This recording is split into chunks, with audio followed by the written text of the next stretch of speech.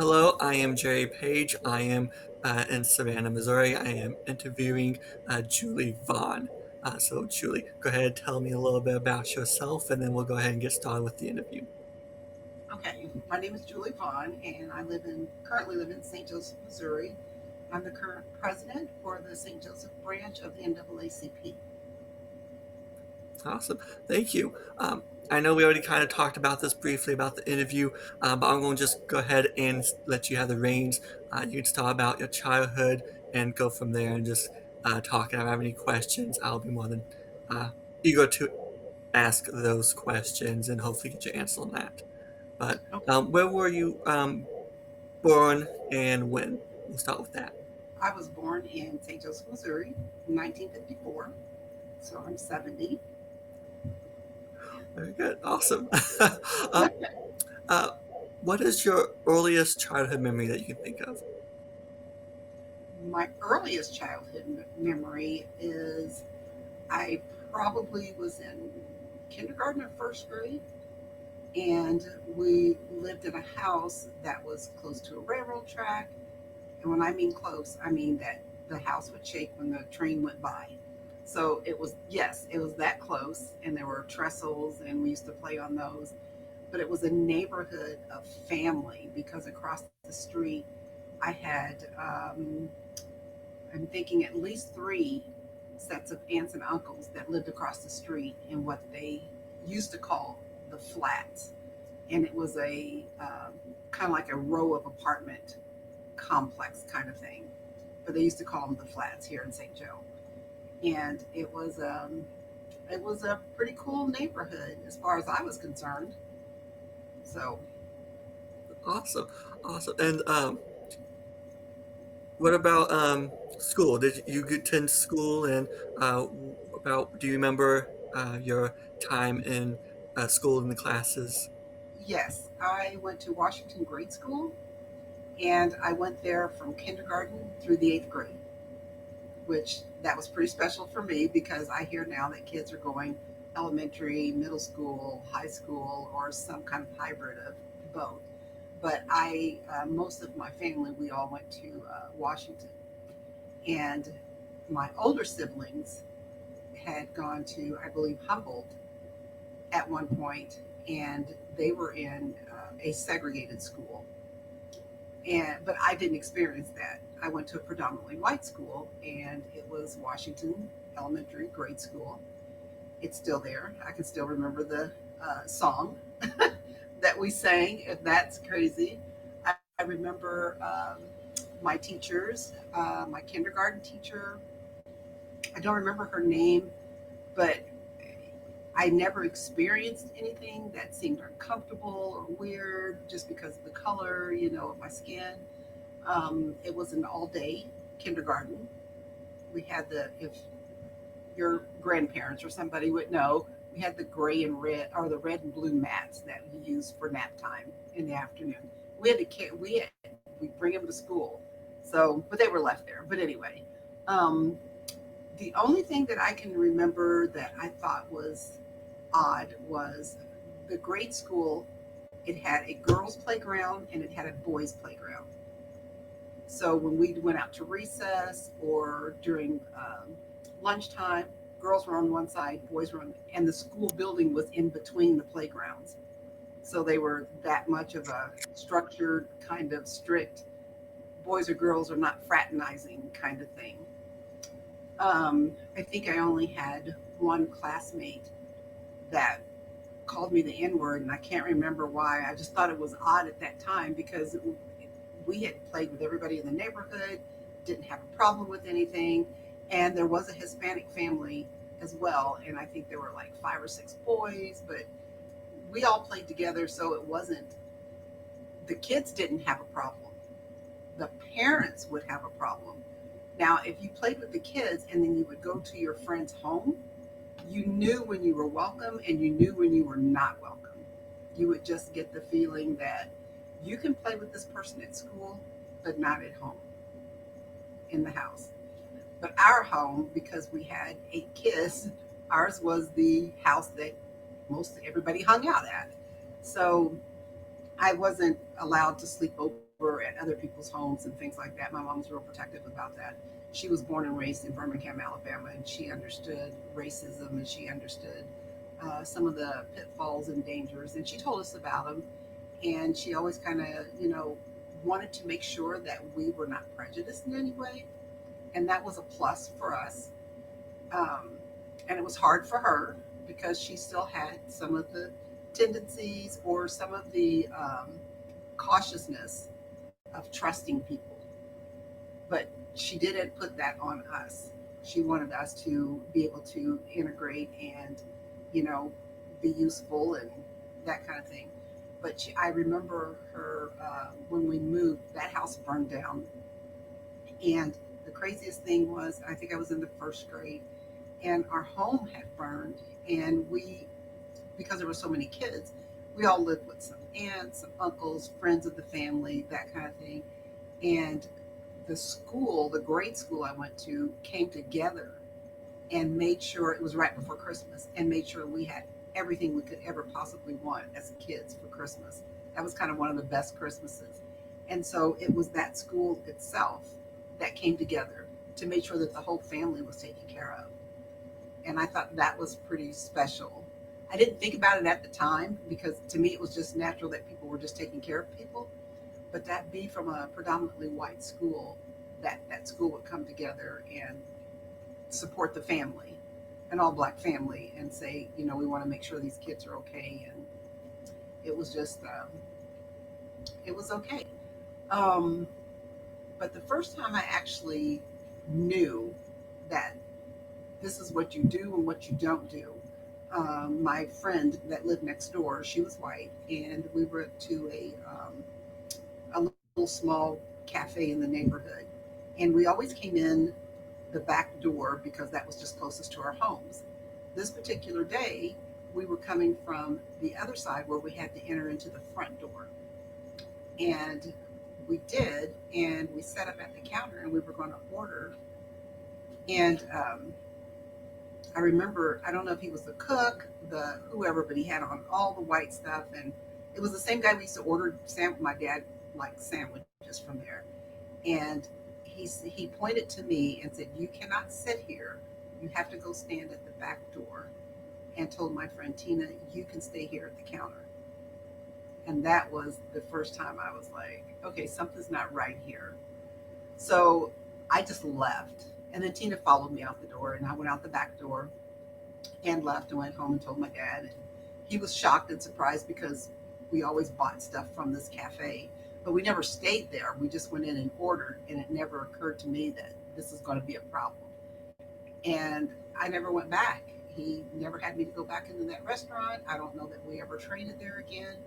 But at that time, I think I was probably 10. So that made a big impression that, okay, this color thing, there's something different about that. And I knew that our next door neighbors, I have two other sisters that are older. I have a lot of sisters, but the two that were closest, the people that lived next door, they had three daughters. So we all coincided with ages, the three of us.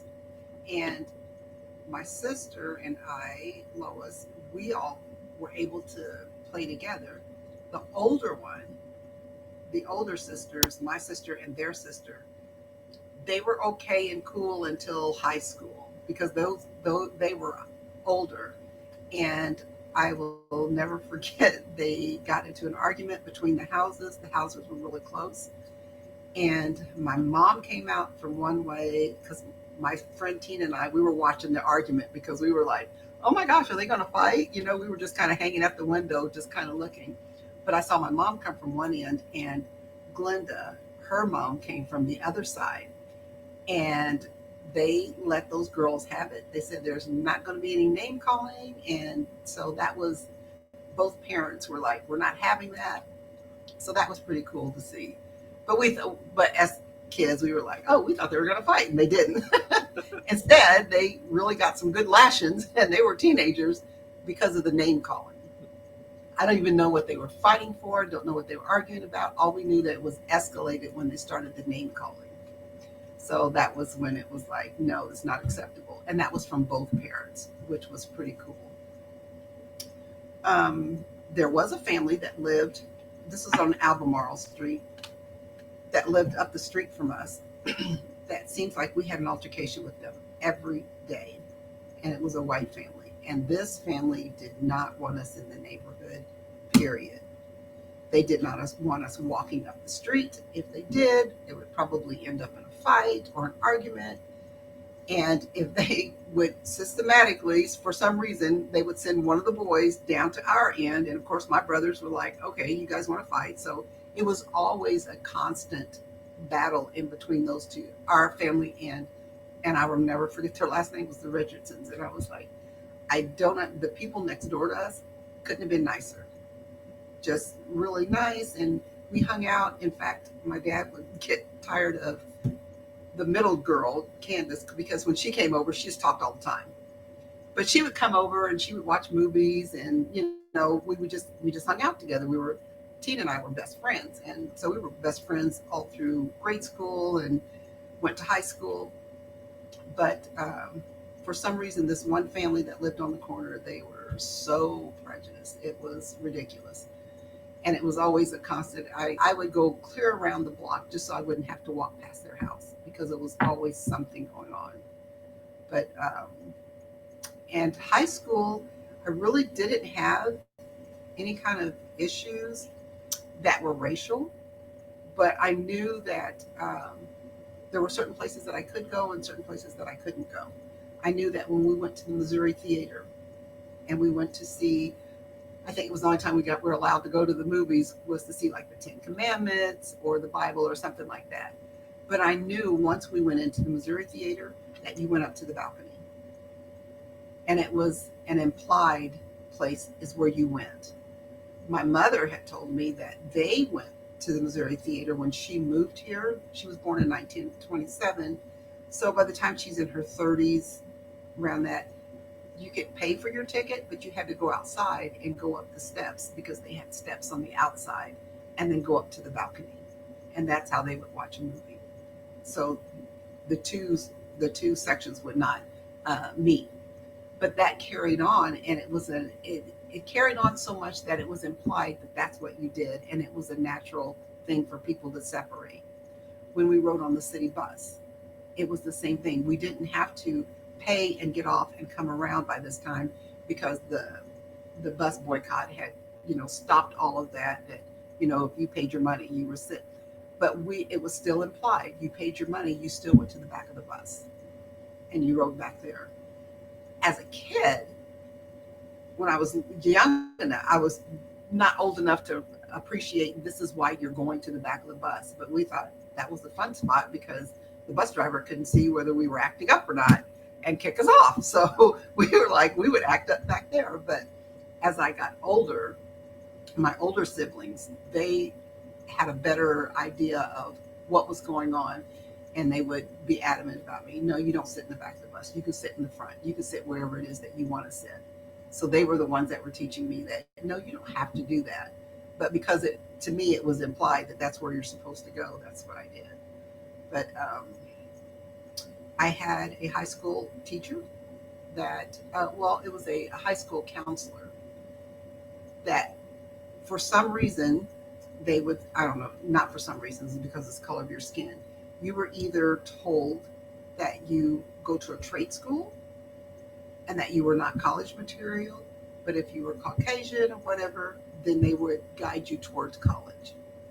And that was just the way it was. And I experienced that myself. And I had my counselor tell me that I was not college material, that I needed to go to a trade school to learn to be a secretary. And that's all that she had for me. There was no other path for something else. There was no other path for, you could be a doctor, you could be a nurse, you could be whatever. No, it was, this is where you need to go. And I listened to that for whatever reason. She was a counselor, guidance counselor. So I did. I went on and took secretarial courses. And when I got out of high school, I went to a business course. It was called Platt Guard Business School in St. Joe. Went to that for 6 months and got a secretarial job and absolutely hated it because that was, if she was any kind of a guidance counselor, she would have known that was not in my DNA, was to be a secretary. for anybody. I was a horrible secretary. I didn't like it. I didn't like being um, in one office. I didn't like any of that. I couldn't type well, but and we had to take shorthand and dictation and all of that. That lasted for 2.5 years, and then I went to the state hospital to work, and that's when I knew the potential of other things that I could do, and ended up going to college and being on the dean's honor roll and in the field that I absolutely loved, which was in mental health, and ended up being a recreational therapist. And that's what I did for my whole life. I so wanted to go back to school and say, "You wanted me to be what?" So, and headed up the recreational department and things like that. So that was my true potential. But because at that time they were systematically telling African American children, "You are not college material," and that was without the, well, actually she just told me that. I thought it was like it was implied. It was not implied. She told me I was not college material, that I needed to learn a trade. And now, I mean, when they say trade, to me trade school is welding and electrical, and I was like, I wish I would have done that, because you can't get an electrician to come to your house for under $100 just to show up. That was actually good pay.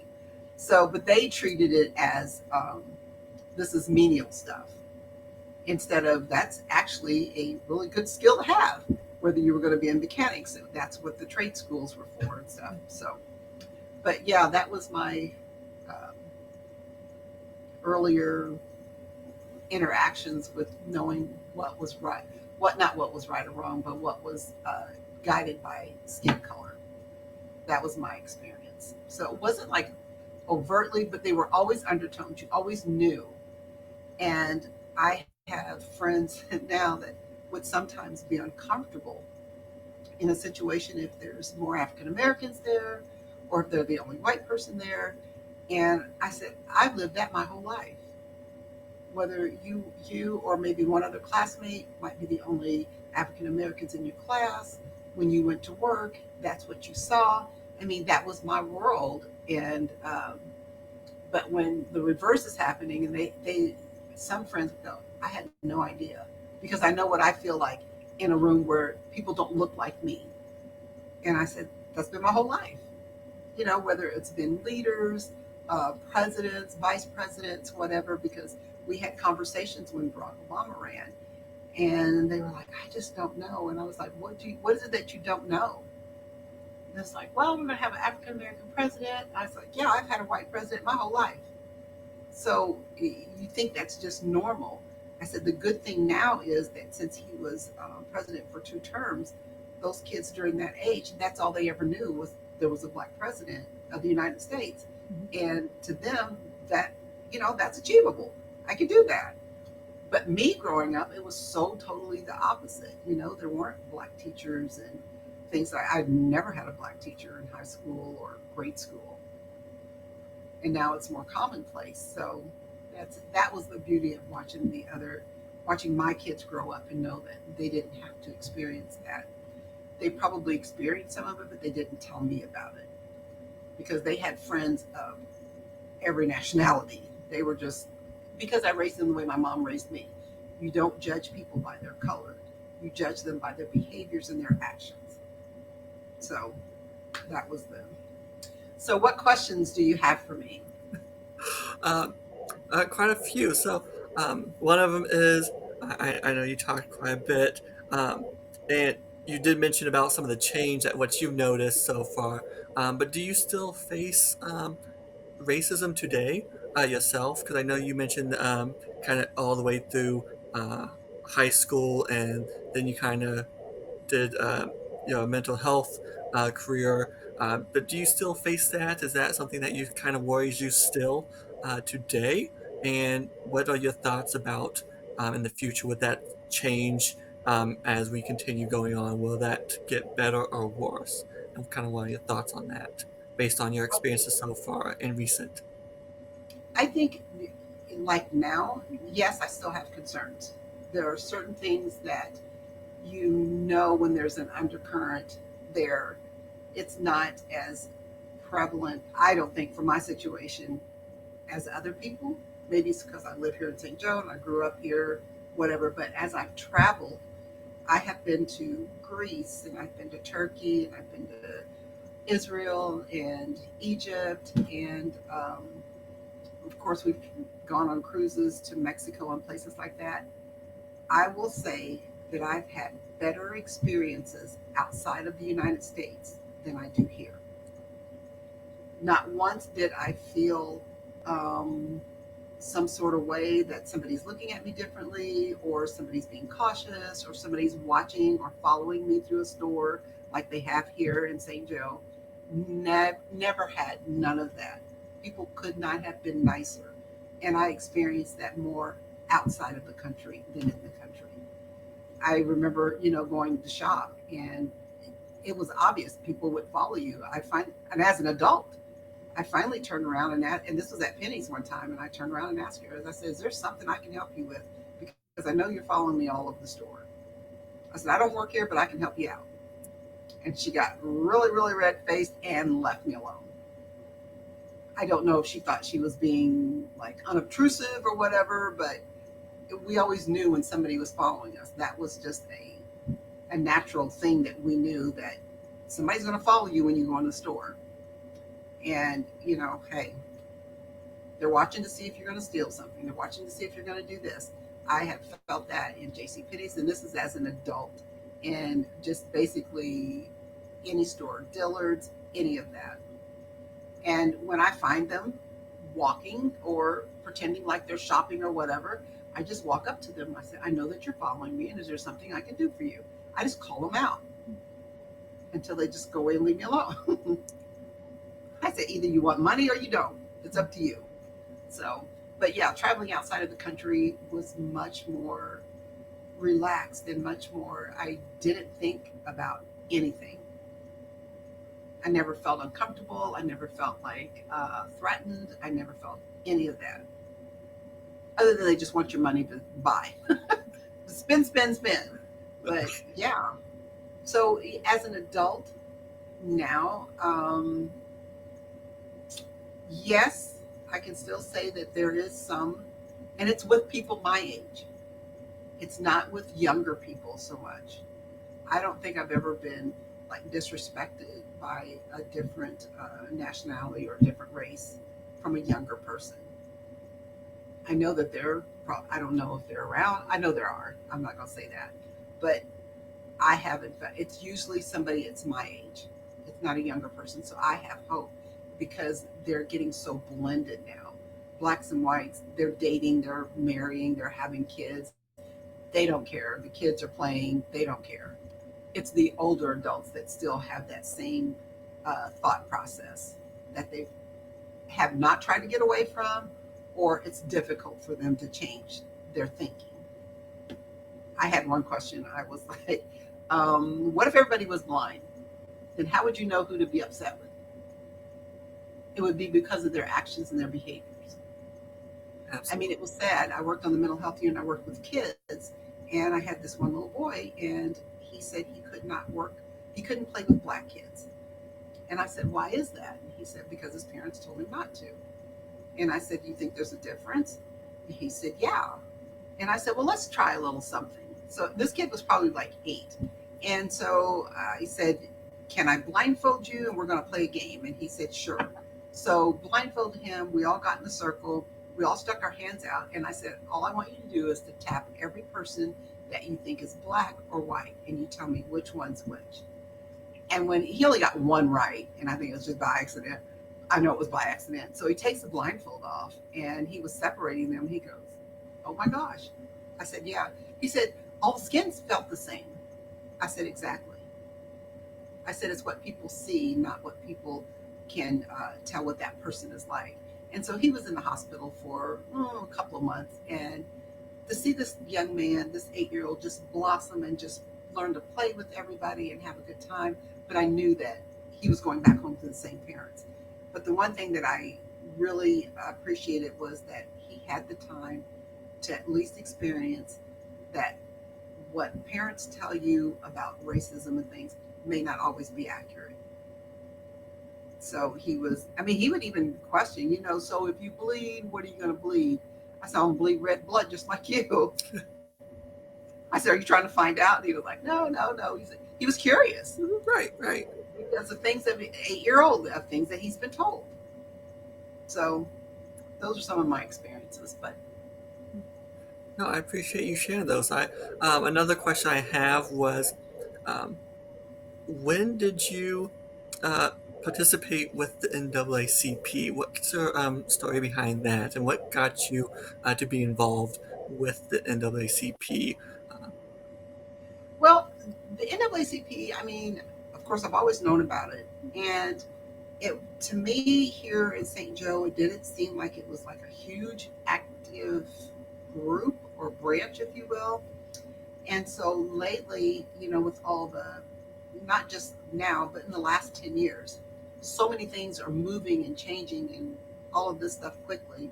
And I started going to the meetings again, and I was like, okay, we need to do something because when I looked around and I saw the age group of this branch, I thought this branch is going to die off in 10 years just because most everybody was either in their 70s and above. So we have to put more people in. And the vice president, we had a president that was, I think he was, Charles Triplett was president for like 9 or 10 years. So, and people were comfortable with that. And he was very good with helping people get a pipeline from prison to work and things like that. So, but then he got ill and he had passed away. And our vice president and Dr. Cossack, I mean, she's a wonderful person. She's a white person. And I'm sitting in the meetings and I'm seeing this, and they're like, we're going to have to get another president. We're going to, and I thought, that's just not a good look to have somebody that is not African American that is leading the branch for the NAACP. And that's why I stepped up. And then my whole purpose has been one is to get more members, and to get more members of generational differences.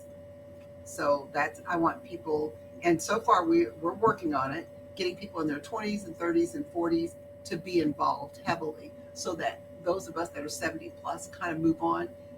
They can go ahead and take up the mantle and continue it. That was the foresight that I saw. I hope that does pan out because it's NAACP is very important. Uh, I know they've been around for a very long time, over 100 years, I believe, and so just what they do is phenomenal, and what they need to continue doing that. I mean, as you mentioned, you still see some of these issues today, and it can be concerning. But I know you mentioned it's not so much in the younger generations, but as you mentioned that. There's also going to be younger generations who might be racist out there, who are racist, and that's going Mm-hmm. to potentially cause some further issues down the road as well. So I hope all the best in that.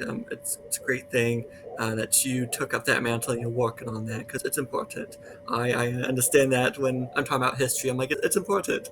Eventually, you're going to get affected by this as well. So, Oh, absolutely. no. I don't have any other specific questions with that, with NAACP, or with your experiences so far. I think what you told me so far is great. It's very going to be very useful.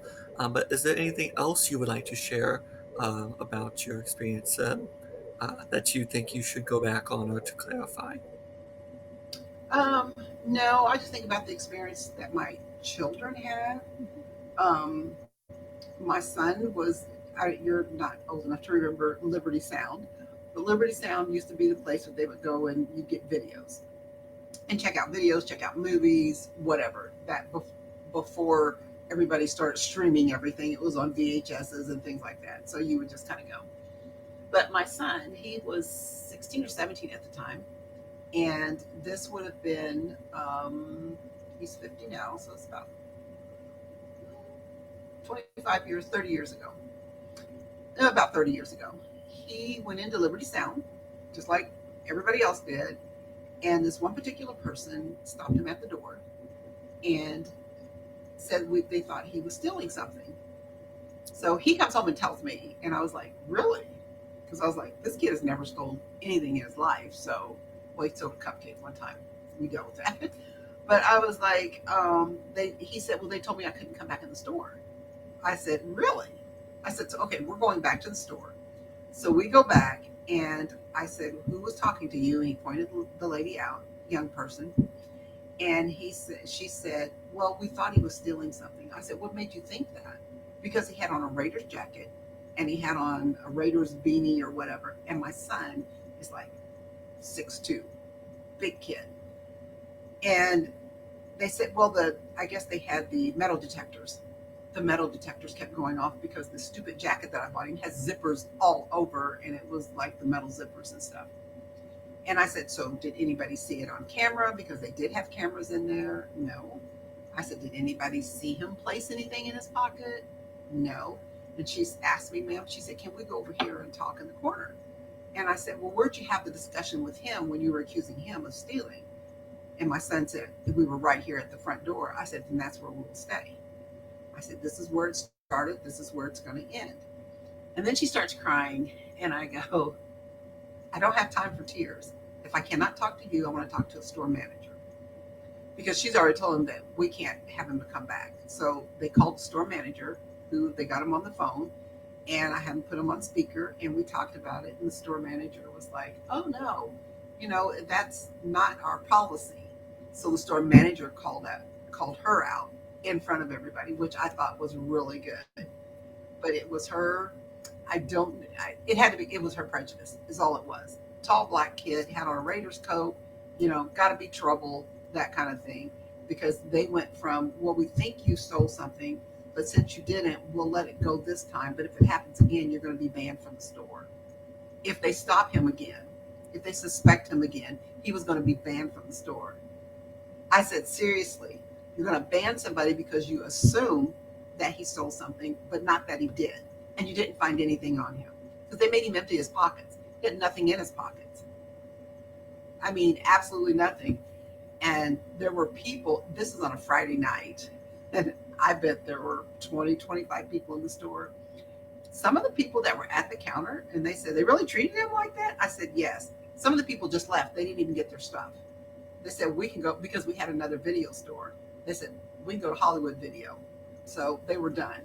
So that felt good that people were like, and these are people both black and white. They were like, we're not going to be here for this. So that was cool for him to see. That's why I'm praying for the young people, because I think Yeah. the young people, that they are the key.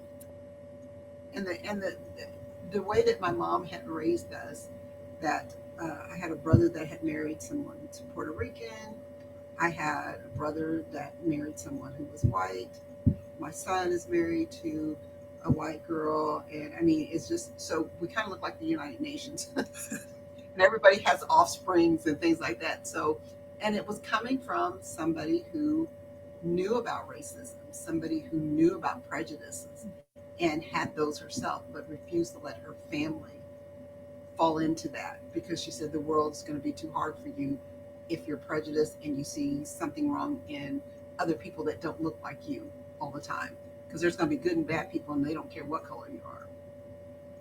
So that was a good lesson for us to learn. Absolutely, I have to agree. I mean, I know it was probably the toughest thing for her, especially what she witnessed, and I know that's not easy, but and that's something that surprises me when looking at things, looking at African American history in the past, with the things they've been through, the things they faced, and have to continue to stand up for themselves and kind of teach the younger generation, don't hate, and do that despite all the hate they face themselves. I know that takes a lot with that, so that's very interesting aspect that I enjoy seeing, because it's just something that it's hard to do. I did want to actually touch up on a few things, kind of go back a step.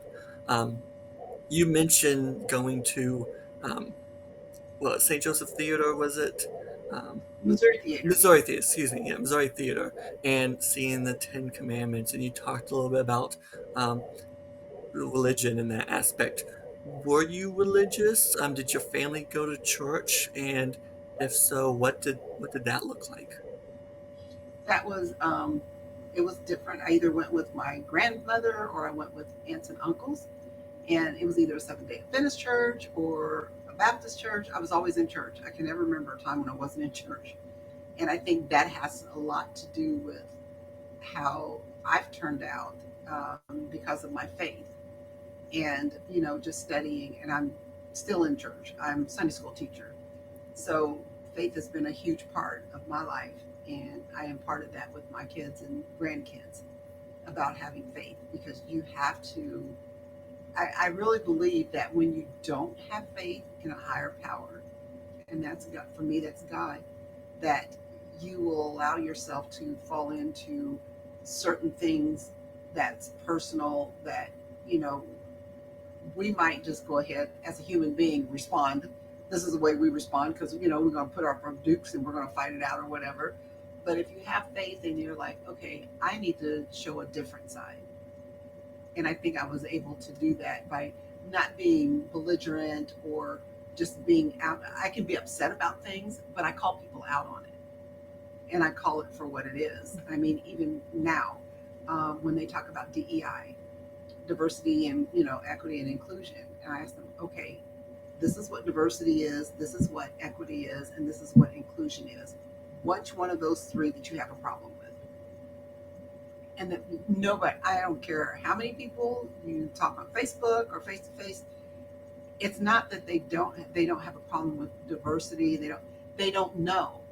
All they know is they see the three letters and they've heard from whoever they get their news source from that it's a bad thing, it's the boogeyman, it's the whatever. All of a sudden DEI is a horrific whatever. And that's not true. And when I say diversity, I will tell them, diversity doesn't mean just black and white. That means women in power. That means people that may have physical challenges, being inclusive of everyone so that you have more than one brain working at that table, that you have more people with more experiences, that you are able to have more ideas. But if all you're listening to is one person or one idea, you'll never get anywhere. That's why we have scientific research because a group of people come together and try to figure out, okay, what's the best way to combat this disease or what's the best way to, get a vaccine or whatever. I said, when you don't have the diversity, you're missing something somewhere. And so, inequity. Why are you mad at somebody just wanting to be equal? What is it costing you? So when you break it down and have the conversation like that, people don't have there's nothing they can come back with other than, well, that's what I heard. And that's a problem. You're just hearing and you're not listening to find out what's the deeper meaning. So it just takes time to have those conversations with people without yelling and screaming because nobody hears anybody when they're yelling and screaming. I don't have any other questions. I think you answered a lot. You've shared a lot with your experiences, your personal experiences as well, and I appreciate that. But is there anything else that you want on the record before I let you go? No, that's pretty much it.